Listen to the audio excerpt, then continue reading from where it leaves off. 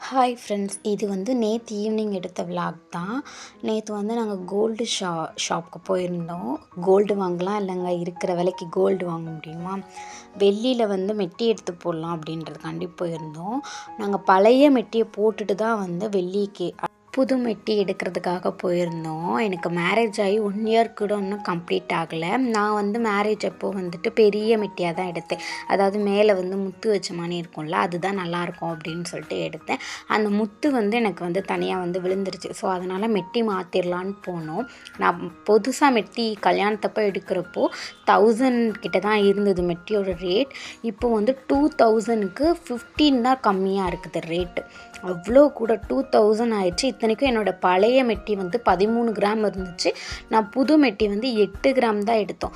அதுக்கே அவ்வளோ அதை 1 இயரில் கோல்டுக்கும் வெள்ளிக்கும் எவ்வளோ மாற்றம் வந்திருக்குன்னு பாருங்கள் ரேட்டு. அடுத்து வந்துட்டு ஈவினிங்கு கடைக்கு வந்து சால்னா பண்ணுறதுக்காக தான் வந்து ரெடி பண்ணிகிட்டு இருந்தேன். நாங்கள் வந்து போயிட்டு வரவே வந்து ஆஃப்டர்நூன் கிட்ட ஆயிடுச்சு. கொஞ்ச நேரம் ரெஸ்ட் எடுத்துகிட்டு அப்புறம் ஈவினிங் கடைக்கு தேவையான பொருட்கள்லாம் ரெடி பண்ண ஆரம்பிச்சிட்டோம். உங்களுக்கு சால்னா ரெசிபி வேணும் அப்படின்னா கமெண்ட்ஸில் சொல்லுங்கள். நாங்கள் வந்து வீடியோ வந்து இன்க்ளூட் பண்ணுறோம்.